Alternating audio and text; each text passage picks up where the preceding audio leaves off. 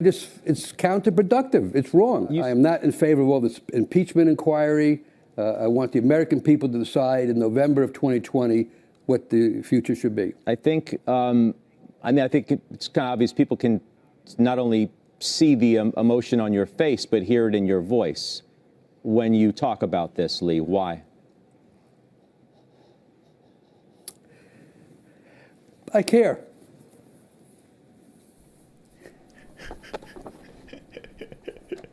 That's it. I care about my dollars, dog. These guys are talking about taxing me. I care deeply. The billionaire class does deeply care about his cash. There was a billionaire crying over a wealth tax. Bill Gates the other day made the point that if they start asking about taking $100, I have to just start doing math.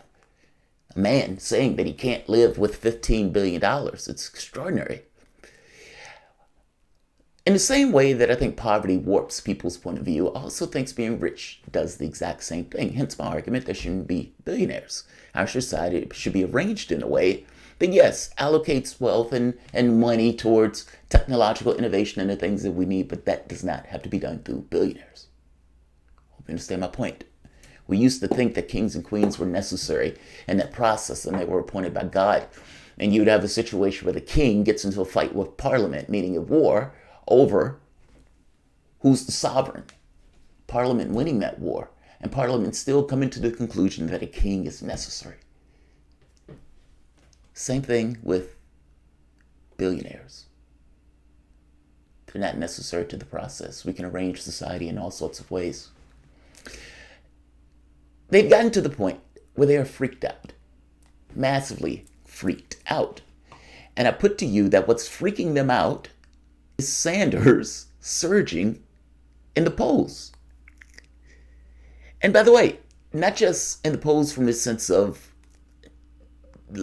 just against the Democrats. I mean, Sanders is in 1 or 2 in all of the early states, or let's say within striking distance of the first place in all of the polling states. It's amazing. But also against Trump. This is Michigan. 14 points in Michigan. Now, this is Emerson, and you have other polls that give, again, close evaluations or beating Trump. This is Nevada. Trump, Sanders, 50-50. Everyone else loses to Trump. This is Emerson. Emerson is can be good or bad. National matchup. Biden, Trump. Look at Sanders, 8 points. I guess my point is, when you're looking at the polling, especially in the swing states, Sanders is doing monstrously well. That's their issue. Don't misunderstand me. The reason that the billionaire class, and not just the billionaire class, donors to the Democratic class also, because some of those guys are billionaires. Look at this. This came out earlier. Stop Sanders. This was New York Times. Democrats are agonizing over his momentum. This was earlier in the election. This was when the election first started. I don't think Biden was in the race at this point, but they were freaked out about how well Sanders is doing. Pelosi, Schumer, Buttigieg, all of these guys meeting at anti-Sanders meetings. They're freaked out that Sanders could take the nomination. Anxious Democratic establishment asks, is anybody else out there? Sanders is not even considered in this process. They think Warren will lose to Trump. Buttigieg can't get the black vote. And when they look around, they ask, is there anybody else? This is in a race with 22 people in the race. Do you realize Tom Steyer, the one who people were like, who the hell is that guy on the last debate stage? A billionaire who bought his way onto the debate stage by spending massive amounts of cash in certain states in order to get the polling up for himself. A billionaire that literally just bought his way on stage. That billionaire apparently got caught trying to buy an endorsement. They are freaked out.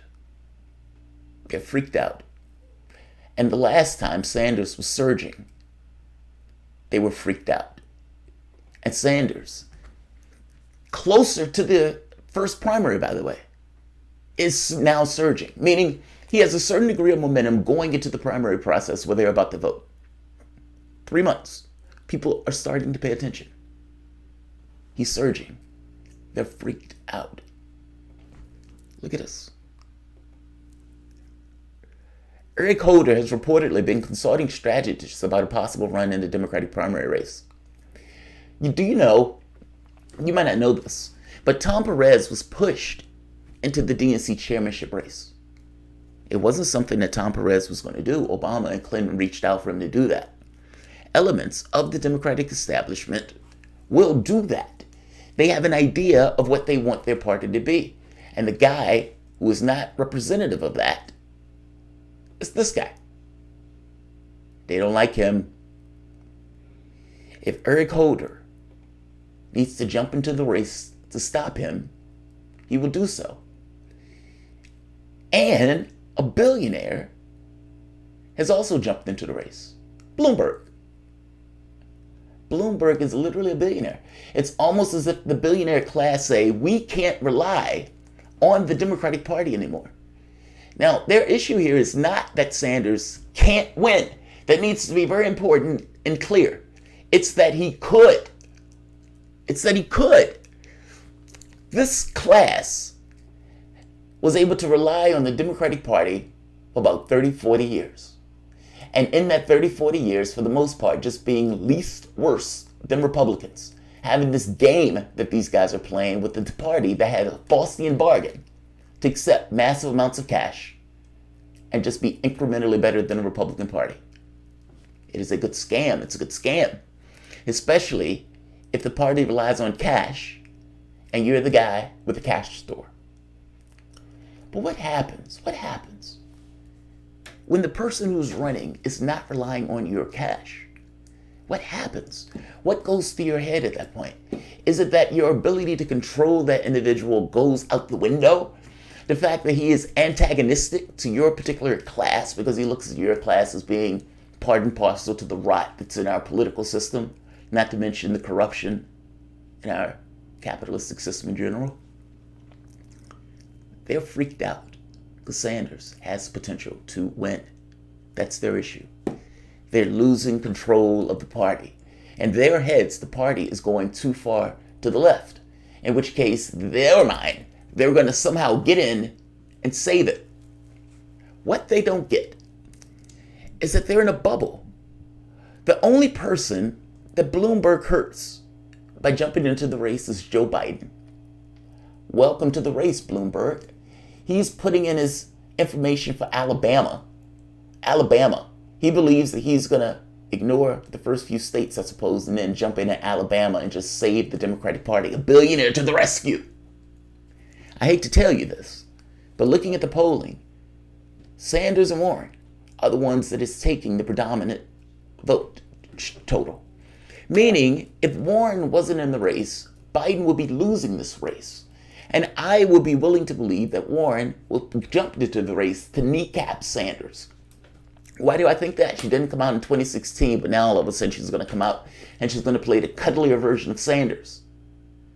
Meaning, she's going to ape him. Do you realize they asked Warren, I'm going to do a video on this. They asked Warren, what distinguishes you between Sanders? She says, yeah, I'm not going there. I'm not going there at all. Why? Because her policy, her goal, her political objective is to ape him.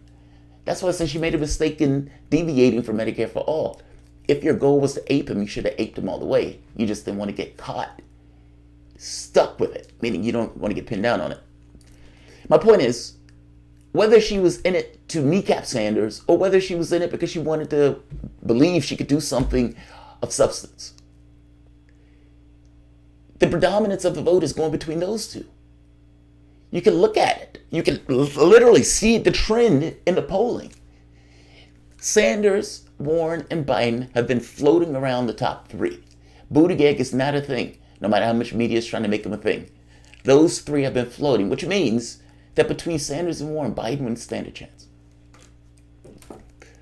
This billionaire who believes he's going to jump into the race, the guy who put through those racist stop and frisk policies, he believes he's going to jump into the race and save the Democratic establishment. And Holder apparently believes he's going to do the same. Good luck. Try your luck. I'm not one of those people who vote or shame or tell people they can't get into the democratic process. I think we have an extreme problem that a billionaire could buy his way into our electoral process. And at this point, I'm talking about Tom Steyer. But Bloomberg could literally do the same. There is a problem with that.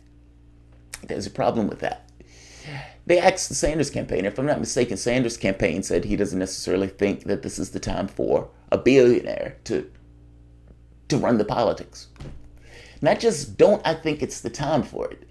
I think he will be outright rejected for it. That's how far I'm willing to go for it. Joe Biden has a certain degree of name recognition, but if Joe Biden was in a race, Sanders would be the nominee. Good luck, Bloomberg. Try your shot.